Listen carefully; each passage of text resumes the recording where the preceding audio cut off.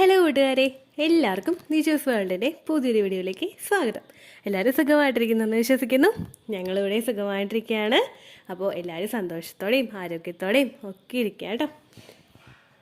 ഇന്നത്തെ വീഡിയോയിൽ സംസാരിക്കുന്നത് നമ്മൾ ചെയ്തു വെക്കുന്ന ഒരു മിസ്റ്റേക്ക് കൊണ്ട് പ്രഗ്നൻസി ചിലപ്പോൾ മിസ്കാരേജ് ആയി പോകാനായിട്ട് സാധ്യതയുണ്ട്. ആ മിസ്റ്റേക്ക് എന്താണെന്നും അതെങ്ങനെ റെക്ടിഫൈ ചെയ്യാമെന്നുമാണ് ഇന്നത്തെ വീഡിയോയിൽ സംസാരിക്കുന്നത് കേട്ടോ. അപ്പോൾ നമുക്കത് എന്താണെന്ന് നോക്കാം. വീഡിയോ നമുക്ക് സ്റ്റാർട്ട് ചെയ്യാം. ഇപ്പോൾ ഇവിടെ സംസാരിക്കാനായിട്ട് പോകുന്നത് ഇംപ്ലാന്റേഷൻ കഴിഞ്ഞതിന് ശേഷം നമ്മൾ ശരീരത്തിൽ ശ്രദ്ധിക്കേണ്ട ഒരു കാര്യത്തിനെ പറ്റിയിട്ടാണ്.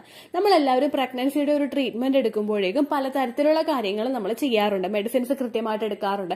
അതായിരിക്കും ഏറ്റവും കൂടുതൽ എല്ലാവരും ചെയ്യുന്ന കാര്യം. പക്ഷേ മെഡിസിൻസ് എടുക്കുന്നതോടൊപ്പം നമ്മളെ കൊണ്ട് നാച്ചുറലി ചെയ്യാൻ കഴിയുന്ന കുറച്ച് കാര്യങ്ങളും കൂടി ശരീരത്തിന് ചെയ്ത് കൊടുക്കുകയാണെങ്കിൽ നമുക്ക് ഇംപ്ലാന്റേഷൻ നടക്കാനായിട്ടുള്ള സാധ്യത അവിടെ വർദ്ധിക്കും. അല്ലെങ്കിൽ നമ്മൾ അങ്ങനെയുള്ള സപ്പോർട്ട് ശരീരത്തിൽ കൊടുക്കുന്നില്ല എങ്കിൽ മിസ്കാരേജ് ഉണ്ടാവാനായിട്ട് സാധ്യത അത് വർദ്ധിക്കുകയും ചെയ്യും കേട്ടോ.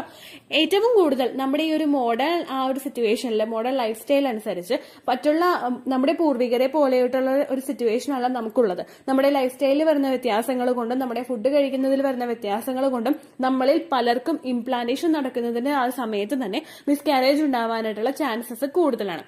അതൊക്കെ ഒന്ന് അവോയ്ഡ് ചെയ്യാൻ വേണ്ടിയിട്ട് ഇത്തരത്തിലുള്ള ടിപ്സ് ഫോളോ ചെയ്യുന്നത് നിങ്ങളെ സഹായിക്കും കേട്ടോ.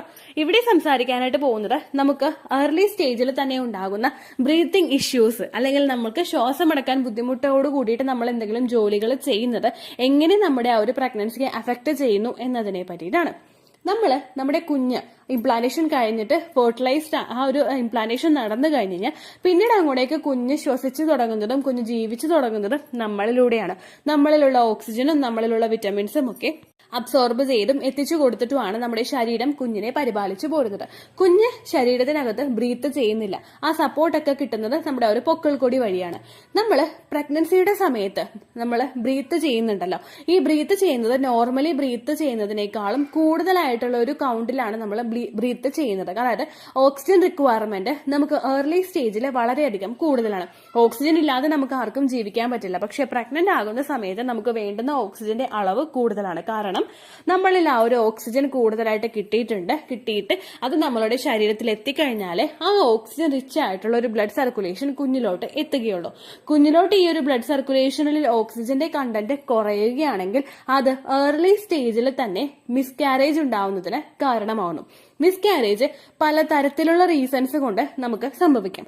നമ്മുടെ ലൈഫ് സ്റ്റൈലിലുള്ള വ്യത്യാസം, നമ്മൾ കഴിക്കുന്ന ഭക്ഷണങ്ങളുടെ വ്യത്യാസം, ജനിതകപരമായിട്ടുള്ള വ്യത്യാസം.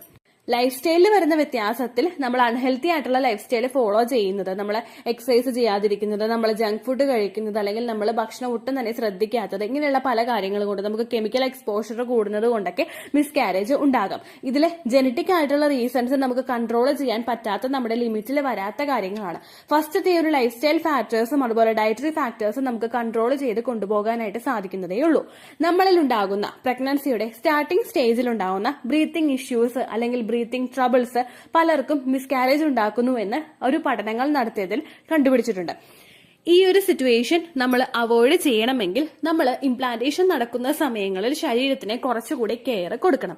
എങ്ങനെയാണെന്ന് വെച്ച് കഴിഞ്ഞാൽ, നമുക്ക് കൂടുതൽ പ്രഷറിൽ ബ്രീത്ത് എടുക്കേണ്ടതായിട്ടുള്ള സിറ്റുവേഷൻസ് വരുന്നുണ്ടെങ്കിൽ ആ സിറ്റുവേഷൻസ് നിങ്ങൾ അവോയ്ഡ് ചെയ്യാനായിട്ട് ശ്രദ്ധിക്കുക. ഇംപ്ലാന്റേഷൻ നടക്കുന്ന സമയത്ത് വാക്കിംഗ് ചെയ്യുന്നത് നല്ലതാണെന്ന് വീഡിയോസിൽ ഒരുപാട് പറഞ്ഞിട്ടുണ്ട്. പക്ഷേ നമുക്ക് കിതപ്പ് വരുന്ന തരത്തിൽ ബ്രീത്തിങ് നിങ്ങൾ ചെയ്യാതിരിക്കുക. ഇപ്പോൾ നിങ്ങൾ ജോലിക്ക് പോകുന്നുണ്ടെങ്കിൽ ബസ് സ്റ്റോപ്പിലോട്ട് നിങ്ങൾ ധൃതിക്ക് നടക്കുക, അല്ലെങ്കിൽ ജോലി കഴിഞ്ഞിട്ട് നിങ്ങൾ വീട്ടിലോട്ട് ധൃതിക്ക് നടക്കുക, അല്ലെങ്കിൽ വീട്ടിൽ തന്നെയാണെങ്കിലും കൈകൾ വീശി നല്ലതുപോലെ കിതപ്പ് വരുന്ന രീതിക്ക് നമ്മൾ വാക്കിംഗ് ചെയ്യുന്നത് ഒട്ടും പ്രഗ്നൻസിയുടെ ആ ഒരു സമയത്ത് നല്ലതല്ല. കാരണം പ്രഗ്നൻസിയുടെ ആ ഒരു ഫസ്റ്റ് ട്രൈമസ്റ്ററിൽ കുഞ്ഞ് പിടിച്ച് കിട്ടുന്ന ആ ഒരു അവസരങ്ങളിൽ കുഞ്ഞിലോട്ടുള്ള ബ്ലഡ് സർക്കുലേഷനും ഓക്സിജൻ റിച്ച് ആയിട്ടുള്ള ബ്ലഡ് സർക്കുലേഷനും കൃത്യമായിട്ട് പോകേണ്ടതാണ്. ഈ സമയത്ത് കിതപ്പുണ്ടാകുന്ന തരത്തിലുള്ള ജോലികൾ നമ്മൾ ചെയ്യുന്നതോ അല്ലെങ്കിൽ വാക്കിംഗ് നമ്മൾ നടത്തുന്നതോ ഇംപ്ലാന്റേഷൻ നടക്കാനായിട്ടുള്ള സാധ്യതയെ പ്രതികൂലമായിട്ട് തന്നെ ബാധിക്കുന്നു. വാക്കിംഗ് ഏറ്റവും ആദ്യത്തെ റീസൺ ആണെങ്കിൽ, രണ്ടാമത്തെ റീസൺ എന്ന് പറയുന്നത് നമ്മൾ ഹെവി ഒബ്ജക്റ്റ് ഹോൾഡ് ചെയ്തിട്ട് നടക്കുക. അതായത് ഇപ്പോൾ ബക്കറ്റിൽ തുണി വെച്ചിട്ട് ഇപ്പോൾ ഒരുപാട് തുണികൾ എടുത്തിട്ട് നമ്മൾ നടക്കുന്നില്ല എന്ന് വിചാരിക്കും. പക്ഷെ കുറച്ച് തുണികൾ എടുത്തിട്ട് നമ്മൾ കുറച്ചധികം ദൂരത്തേക്ക് നടക്കുന്നുണ്ടെങ്കിൽ അങ്ങനെ നടക്കുമ്പോഴേക്കും നമുക്ക് ബ്രീത്ത് എടുക്കാനായിട്ടൊരു ബുദ്ധിമുട്ട് വരും. നമ്മൾ ഏത് ഹെവി ഒബ്ജക്റ്റ് എടുത്തിട്ട് നമ്മൾ നടന്നു കഴിഞ്ഞാലും ബ്രീത്ത് എടുക്കാനായിട്ട് ബുദ്ധിമുട്ടുണ്ടാകും. സെയിം ഇതേ പ്രശ്നം തന്നെ നമുക്ക് ആ ഒരു ഇംപ്ലാന്റേഷൻ നടക്കുന്ന സമയത്ത് ഉണ്ടായി കഴിഞ്ഞാൽ അതും ബുദ്ധിമുട്ടുകൾ കുഞ്ഞിനുണ്ടാവുന്നതിന് കാരണമാവുന്നു. അതുപോലെ തന്നെ നമ്മളുടെ ശരീരം തളരുന്ന സിറ്റുവേഷൻസ് ഉണ്ട്. അതായത് കുറെ നേരം ജോലി ചെയ്തിട്ട് നമ്മൾ ഇരിക്കുന്ന അവസരങ്ങൾ. അതുപോലെ തന്നെ പ്രഗ്നന്റ് ആകുന്ന ഒരു സ്ത്രീക്ക് ശരീരത്തിൽ പ്രൊജസ്ട്രോൺ ഹോർമോൺ കൂടുന്നതിന്റെ ഭാഗമായിട്ട് നമുക്ക് ക്ഷീണവും തളർച്ചയും ഒക്കെ കൂടുതലായിട്ട് അനുഭവപ്പെടാം. ഈ ഒരു ക്ഷീണവും തളർച്ചയും ഉള്ളതിനോടൊപ്പം നമ്മൾ വീട്ടിലെ ജോലികളോ അല്ലെങ്കിൽ മൂത്ത കുഞ്ഞിന്റെ കാര്യങ്ങളോ അല്ലെങ്കിൽ ഹസ്ബൻഡിന്റെ കാര്യങ്ങളോ ഒക്കെ കൂടുതലായിട്ട് നോക്കി വരുമ്പോഴേക്കും നമ്മൾ കുറേയും കൂടി ഒന്ന് തളർന്നു പോകാം. നമ്മൾ തളരുന്ന അവസരങ്ങളിൽ, നമുക്ക് ക്ഷീണം ഉണ്ടാവുന്ന അവസരങ്ങളിൽ നമ്മൾ എടുക്കുന്ന ഓക്സിജന്റെ അളവിലും വ്യത്യാസം സംഭവിക്കാം. ഇങ്ങനെ നിങ്ങൾക്ക് ഷോർട്ട്നെസ് ഓഫ് ബ്രീത്ത് അനുഭവപ്പെട്ട് കഴിഞ്ഞാൽ, ഇത് തുടർച്ചയായിട്ട് അനുഭവപ്പെട്ട് കഴിഞ്ഞാൽ അത് കെമിക്കൽ പ്രഗ്നൻസി ഉണ്ടാവുന്നതിനോ മിസ്കാരേജ് സംഭവിക്കുന്നതിനോ കാരണമാവുന്നു. അടുത്തൊരു റീസൺ എന്ന് പറയുന്നത്, നമുക്ക് ഓൾറെഡി ആസ്മയുള്ള ഒരാളാണ് നിങ്ങളെങ്കിൽ, ബ്രീത്ത് ചെയ്യാനായിട്ട് ബുദ്ധിമുട്ട് അനുഭവപ്പെടുന്നവരാണ് നിങ്ങളെങ്കിൽ, ആ ഒരു പ്രശ്നം വരുമ്പോഴും നമുക്ക് പ്രഗ്നൻസി നഷ്ടമായി പോകാനായിട്ടുള്ള സാധ്യതകൾ കൂടുതലാണ്. അടുത്ത സിറ്റുവേഷൻ എന്ന് പറയുന്നത്, നമ്മൾ കമിഴ്ന്നു കിടക്കുന്ന അവസരങ്ങൾ. കമിഴ്ന്നു കിടക്കുന്ന അവസരങ്ങളിൽ ചില ആളുകൾക്ക് ലങ്സ് കൂടുതലായിട്ടൊന്ന് ഫോഴ്സ് കൊടുത്ത് അടയുമ്പോഴേക്കും ബ്രീത്ത് എടുക്കാനായിട്ടുള്ള ബുദ്ധിമുട്ടുകൾ ഉണ്ടാകും. അങ്ങനെയുള്ള പ്രശ്നങ്ങൾ ഓൾറെഡി ഉള്ളവരാണ് നിങ്ങളെങ്കിൽ, ഇംപ്ലാന്റേഷൻ നടക്കുന്ന സമയത്ത് ആ ഒരു കാര്യവും ചെയ്യുന്നത് നിങ്ങൾ അവോയ്ഡ് ചെയ്യുക കേട്ടോ. ഓൾറെഡി നമുക്ക് പ്രൊജസ്ട്രോൺ ഹോർമോൺ ശരീരത്തിൽ കൂടുന്നതിന്റെ ഭാഗമായിട്ട് കൂടുതൽ നമുക്ക് ബ്രീത്ത് എടുക്കേണ്ടതായിട്ടുള്ള സിറ്റുവേഷൻ വരും. ഓക്സിജൻ റിക്വയർമെന്റ് കൂടുതലായിട്ടും വരും. ഈ അവസരങ്ങളിൽ അതിനെ പ്രതികൂലമായിട്ട് ബാധിക്കുന്ന തരത്തിലുള്ള കാര്യങ്ങൾ നിങ്ങൾ ചെയ്തു കഴിഞ്ഞാൽ അത് ഇംപ്ലാന്റേഷൻ ഫെയിൽ ആകുന്നതിന് കാരണമാകുന്നു.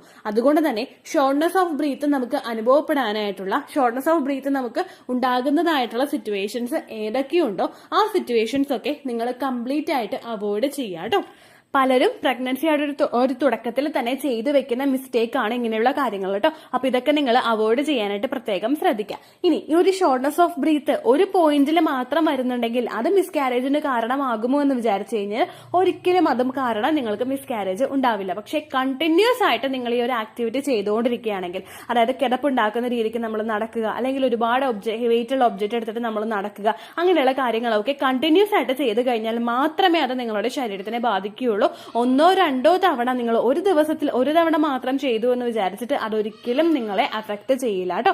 ആ കാര്യം നിങ്ങൾ പ്രത്യേകം ശ്രദ്ധിക്കുക.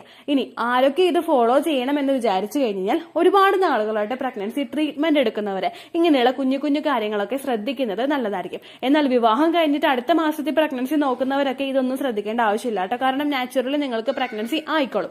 പക്ഷെ ഒരുപാട് നാളുകളായിട്ട് ട്രീറ്റ്മെന്റ് എടുക്കുന്നവര്, IVF പോലുള്ള കാര്യങ്ങളൊക്കെ ചെയ്യുന്നവര് ഇത് ശ്രദ്ധിക്കുന്നത് നല്ലതായിരിക്കും കേട്ടോ. അപ്പോൾ ഇത്രയേ ഉള്ളൂ വീഡിയോ. യൂസ്ഫുൾ ആയി കാണുമെന്ന് വിശ്വസിക്കുന്നു. യൂസ്ഫുൾ ആവുന്നുണ്ടെങ്കിൽ ലൈക്ക് ചെയ്യുക, ഫ്രണ്ട്സിനൊക്കെ ഷെയർ ചെയ്ത് കൊടുക്കുക കേട്ടോ. എന്തെങ്കിലും സംശയം ഉണ്ടെങ്കിൽ നിങ്ങൾ കമന്റ്സിൽ ചോദിക്കുക. പണ്ടത്തെ വീഡിയോക്ക് റിപ്ലൈ കിട്ടുന്നില്ലെങ്കിൽ നിങ്ങൾ ലേറ്റസ്റ്റ് ആയിട്ട് ഞാൻ ഏത് വീഡിയോ ആണ് അപ്ലോഡ് ചെയ്യുന്നത് അതിന് താഴെ കമന്റ് ഒന്ന് കോപ്പി പേസ്റ്റ് ചെയ്യാനായിട്ട് ശ്രദ്ധിക്കുക കേട്ടോ. അതുപോലെ ഓവുലേഷൻ ഡേറ്റ് കാൽക്കുലേറ്റ് ചെയ്ത് തരാനായിട്ട് റിക്വസ്റ്റ് ചെയ്യുന്നവർ എത്രയാണോ നിങ്ങളുടെ കൃത്യം സൈക്കിൾ ലെങ്ത് അത് മെൻഷൻ ചെയ്യാനായിട്ട് ശ്രദ്ധിക്കുക. സൈക്കിൾ ലെങ്ത് എന്നതുകൊണ്ട് ഉദ്ദേശിക്കുന്നത് ഓരോ മാസവും എത്ര ദിവസം കൂടുമ്പോഴാണോ നിങ്ങൾക്ക് ബ്ലീഡിങ് വരുന്നത് അതിനെയാണ് സൈക്കിൾ ലെങ്ത് എന്നതുകൊണ്ട് ഉദ്ദേശിച്ചത് കേട്ടോ. ഫോർ എക്സാമ്പിൾ, ജനുവരി 1 നിങ്ങൾക്ക് ബ്ലീഡിങ് വന്നതെങ്കിൽ അതിനെ ഡേ 1 ആയിട്ട് എടുക്കുക. ഫെബ്രുവരി 2 നിങ്ങൾക്ക് ബ്ലീഡിങ് വരുന്നതെങ്കിൽ അതിനെ ലാസ്റ്റ് ഡേറ്റ് ആയിട്ട് എടുത്ത് നിങ്ങൾ എണ്ണി പറയുക കേട്ടോ. സ്പോട്ടിങ് വന്ന ദിവസം, അതായത് ബ്രൗൺ ഡിസ്ചാർജ് മാത്രം വന്ന ദിവസം നിങ്ങൾ കൺസിഡർ ചെയ്യേണ്ട. എപ്പോഴാണോ ബ്ലീഡിങ് തുടങ്ങിയത് ആ ദിവസത്തെ നിങ്ങൾ കൺസിഡർ ചെയ്താൽ മതിയായിരിക്കും കേട്ടോ. അപ്പോൾ അടുത്തൊരു യൂസ്ഫുൾ വീഡിയോ ആയിട്ട് നമുക്ക് വീണ്ടും കാണാം. ബൈ.